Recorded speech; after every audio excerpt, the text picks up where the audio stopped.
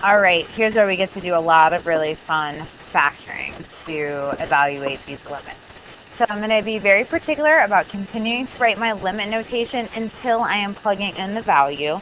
And the plugging in the value is pretty much our last step. So anytime I have 4 terms, I can try factor by grouping, and that happens in number 7. So I can cut number 7 in half, both on the top and the bottom. And if I kind of eyeball this, I can see that on the numerator, I can take out an x squared. And I think I can get my parentheses to match. And in the denominator, I can take out an x cubed on the bottom and a 2 in the second 2 terms, and I can get my parentheses to match there as well. So I'm going to go ahead and start factoring. So in my numerator, my plan was to GCF out an x squared there, and then I'll be left with x minus 1. I have a plus in between. I have an x minus 1 left. Those don't have anything in common, so I'm going to use that 1 placeholder. I'm going to go ahead and jump down a step and write that factored form. X squared plus 1 times x minus 1. Again, I'm continuing to write the limit notation because I haven't taken, sorry about the bell. I'm continuing to write the limit notation because I haven't taken the limit yet. Okay, in the denominator, the first 2 terms, I can factor out an x cubed. And the second 2 terms here, the second half, I can take out a 2 in my parentheses match. So that factors to x cubed plus 2 times x minus 1. That's going to allow us to cancel the x minus 1s. Created a hole, right? That was a hole in our rational function. And now I can plug in my 1 and not get a 0 in the denominator. And that was our whole goal here. So now I'm going to evaluate the limit. So we can drop my limit notation and plug in the 1. 1 squared. Oops.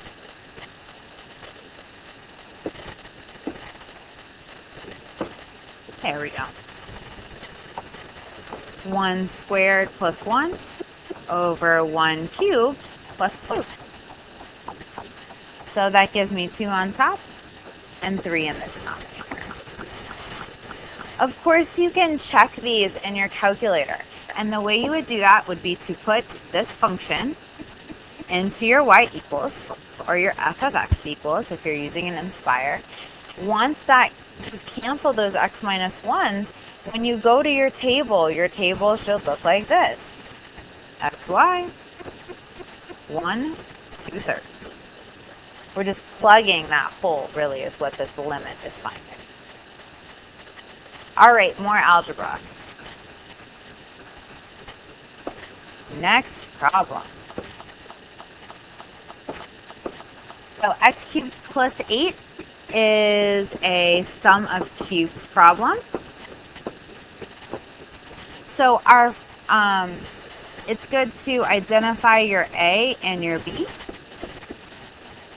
And you guys all remember SOAP. You do a great job remembering that. And that SOAP gives you your sign pattern. Same, opposite, always positive. But when you're plugging into the formula, what you need is AB, A squared, AB, B squared as your terms. And then your signs are same, opposite, always positive. All right, so our A is x and our B is 2.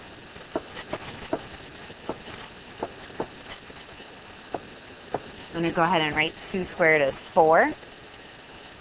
And then my signs, same, opposite, always positive.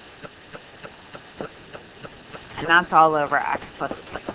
Again, that factoring was necessary here because this actually should be a -2, which I think is fixed on your paper.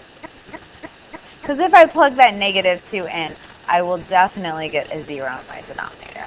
But now that we have our x plus 2's in a cancelable situation, we can plug in our -2 and not have an issue.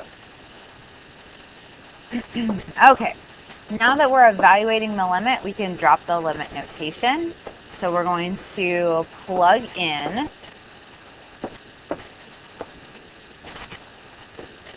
negative 2 squared minus 2 times negative 2 plus 4.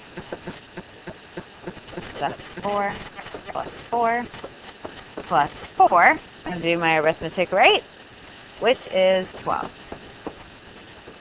Again, to double check this, you can put in your canceled polynomial and make sure in your XY table that when you put in negative 2, you get out positive 12.